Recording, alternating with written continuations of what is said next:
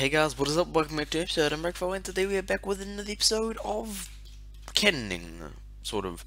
This one here is a little bit different because, like I said last episode, we're going to be just going over all the different aspects of cannoning, different aspects of a cannon. Now I have set up this Bread.Royal rule because behind there, like, I have a crazy cannon that I'm working on. Don't want to say anything about it because it's going to be a very, very unique cannon. But let's just say it's going to be devastating. But here we go. Here's all the aspects of a cannon, and then even behind here I've got this, which is an auto stacker. Well, the auto stacking part of it. So I'll show you that later. But firstly, these are two hammers. This hammer here is for a 20 stacker. If you want to use a 40 stacker, you extend this here up 6 more blocks on each side.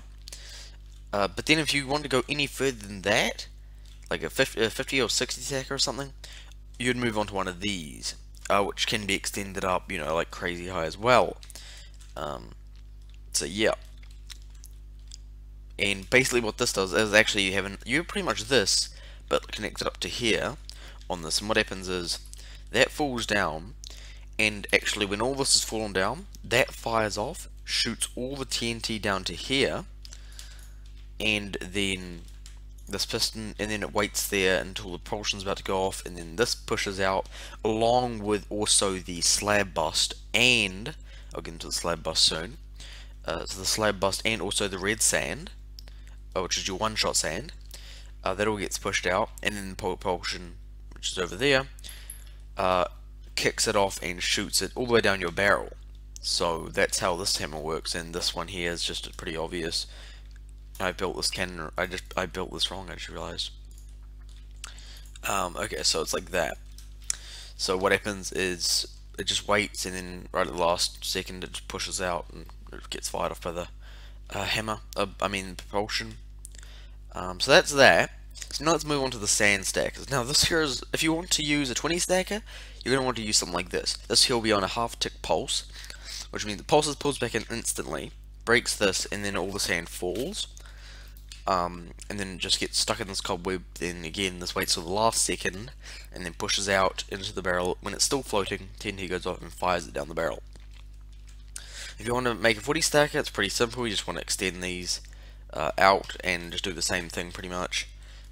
Just hook it up and you're good to go.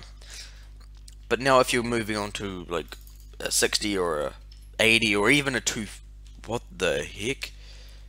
Or even like a 250 stacker, does this need to be updated? Come on. Okay, I'm confused. There we go. Not really. It's weird. But if you want to move on to something like a 60 or an 80 or even a 250 stacker, you're going to have one of these. Actually, you can... TNT has a really nice design for like anything below 100. You can go and check him out. Oh, actually 120, anything below there. So he's created a 120 stacker, 120 stack compression, which I could make, but I was trying to set this up as quick as possible. But yes, so basically what this does is, I haven't done any of the redstone really, I just put these redstone torches, but if you're actually going to want to set it up, you're going to want to have an inverted signal. You're not going to want to have these here. You're going to want to have an inverted signal, and it will come and then unpower these for a certain amount of time, let the 20 sand from each of these here fall into the cobwebs, and then these here, oh whoops, these cobwebs will push up, or these pistons will push up at the last second, well actually no, about 2 seconds before, this here goes off, shoots all them down, and then another TNT over here goes off and shoots them into the barrel, and then from there the propulsion launches them out. So it's quite complicated, these ones, these are quite complex. Now the propulsion, this is what pretty much everyone uses. You have your booster here, which waits to like the last second, pushes all the propulsion to here, and you'd have like a slab. You'd have a slab here, and it pushes it all to here, and then explodes. Because then, if it's here, you get the most propulsion power out of everything. Whoops. Oh my gosh. So yeah, so that's that. Now, you might have seen this here similar somewhere. So what you do is actually over here, you would put in those dispensers along here and along here. That's your scatter, or your hybrid. Same thing pretty much. Scatter, what you do is you have repeaters going in here, or like redstone or something, but put it on a comparator so it like rapid fires, and then when it shoots it explodes like all like slightly different ticks after each other, and it scatters the TNT everywhere and just nukes everything. So that's that. And then over here is just your average hybrid that you'd put into a 20 stacker. So what I've done is if you didn't already notice, I've set up like for like a 20 or 40 stacker, and then I've set up for a bigger cannon like a 250 stacker or something like that. So that hammer, that compression, this hybrid, and then over here you have your slab bus. And yet, the thing is, this may look pretty tiny, but you only put this into a big cannon. Well, like you could put it into like a 20 stacker, but there's no really point because 20 stackers is just, I don't know. It's definitely you put these into one shots. Like you need them in one shots, because if you're one shotting walls, you need to slab bust first, which this all does in one shot. So it slab busts, then stacks, then one shot sand lands on the hybrid, and then yeah, one shots. So that's that bit. But now we have this thing. Now you may say this looks extremely complicated. Not really. Right at the top here, we actually have this barrel here, which is actually imagine the sand flying up this here right now. What you'd do is you would actually have this up a little bit higher, and then you'd build your cannon right here, and this here would be in the floor of your barrel. So what happened is it would shoot up, hit the roof of your barrel, slightly fall down a little bit, then your propulsion will go off and everything else will go off and shoot it out. And this is an auto. So we come down here, and then also because the button's down at the bottom, so we need some kind of tower to actually turn on the cannon. But actually, this button here launches it all.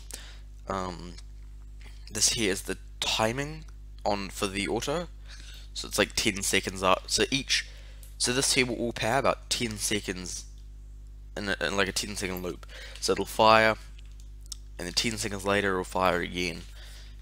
So it just gives the time for cannon to reload, for the shot to go off at the walls and everything. But basically what happens is you have these two huge sand pillars here. All up 250 sand gets pushed down into these cobwebs, and you may think, wait, this doesn't work, there's no pistons here besides the cobwebs. These are reusable cobwebs. These are very, very weird, but they're amazing.